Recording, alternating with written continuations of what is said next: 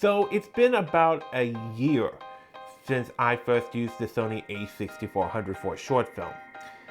And after doing it for that, using it for a wedding, as well as for my regular YouTube videos ever since I actually decided to buy one, I decided to pose the question, did I make the right choice? Well, in this video, I'll be talking about why I think so, at least enough to a point where I bought a second one. Hello, my name is Ryan. This is Soundstripe Productions, where we do gear reviews, wedding videos, and narrative filmmaking. If any of those sound interesting to you, consider subscribing. As I mentioned in the intro, I first used the Sony A6400 for my short film, The Robotic Horseman. The whole thing kind of sounds like I'm on drugs. I'm not sure anybody would believe me. I believe you. After using it and really liking it, I decided to go ahead and pick one up for myself, and since then, I've used it for a wedding, I've been using it for my YouTube videos, and pretty much made the switch over to Sony for my videography business. In fact, it was Alia and Patrick's wedding was the first time I had a chance to use it for my business, and I'm really happy with how the images turned out. If at any point you're actually interested in purchasing one, I'll have a link in the description. It is an affiliate link, meaning if you do decide to use that link to make a purchase, I'll get a commission at no cost to you. The camera has an APS-C sensor with no additional crop at 24 frames a second and only a 1.1x crop at 30 frames a second at 4K. The camera also has two versions of S-Log, S-Log 2 and S-Log 3. I mainly use S-Log 2 personally. The camera also has a flip-up screen and unlimited recording time limits, or at least a recording time limit of like 13 hours or something ridiculous like that. Only reason I know about that is because a YouTuber I'm subscribed to, Potato Jet, actually tried to do a all-day vlog on the Sony A6600, and it stopped recording at about 13 hours and 1 minute.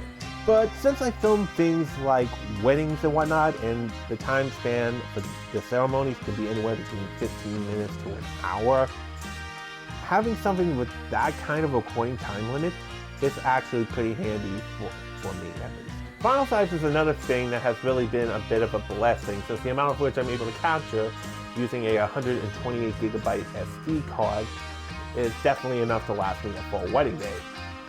I'm able to get about 2 hours 44 minutes per 128 gigabyte SD card. It has definitely been enough to actually last an entire wedding day. Going back to Alia and Patrick's wedding, the amount of raw footage I ended up capturing with one of the A6400s had about maybe 15 minutes left by the time we hit the last dance. Whereas I had two additional A6400s on standby, with there being some footage captured on the cards, but only like a super short wedding ceremony. So meaning I would have been perfectly good to go if I had to switch to a different A6400 to capture additional dancing footage from the reception. And while I'd always say bring plenty of SD cards for any type of video production, I've never felt myself having to really worry about just only having one card per camera, at least as far as weddings go, where I'm using like at most 3 cameras throughout the day. So 128 gigabyte cards, 3 of them, plenty of space.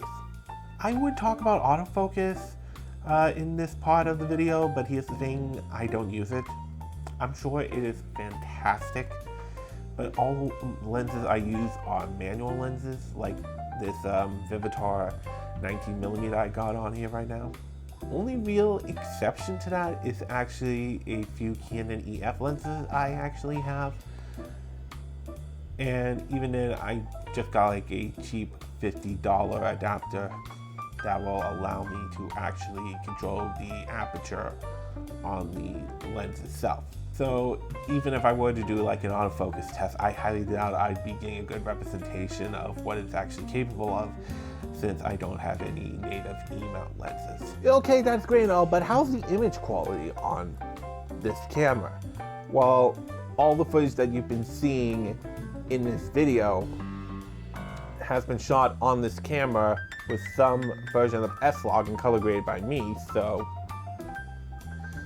and I don't really consider myself a colorist. I mean, yeah, and YouTube compression and all that, but let me tell you, I was impressed with it when I shot my short film with it. I was impressed with it when I shot a wedding with this camera, and I'm still impressed with it now, to be honest with you. One thing I found out about this camera that I honestly didn't know about when I first got it is that you can actually power it on the side here via micro USB port, which can actually come in handy if you're planning on using this camera for live streaming. Just take a micro USB to USB cable, connect it in here, and you got unlimited power. And look, I know that a bunch of Sony cameras actually have this feature, but I didn't know about it, so I just think that that's a cool feature. I know a lot of newer cameras, including I think the Panasonic's S1 line of cameras is doing it. I just think that's really awesome. And if it wasn't for the fact I misplaced my battery bank, I would still be shooting some B-roll of me trying to configure a rig using said battery bank just to make the A6400 like a super running gun kind of kit. Overall, the Sony A6400 is a great camera, and I definitely am planning on using it for years to come. But if you're not too sure about it yourself, what I'm going to do is include links in the description to a couple of sites where you can actually rent it. So if you want to try it before you buy, you can. My name is Ryan, and I'm out.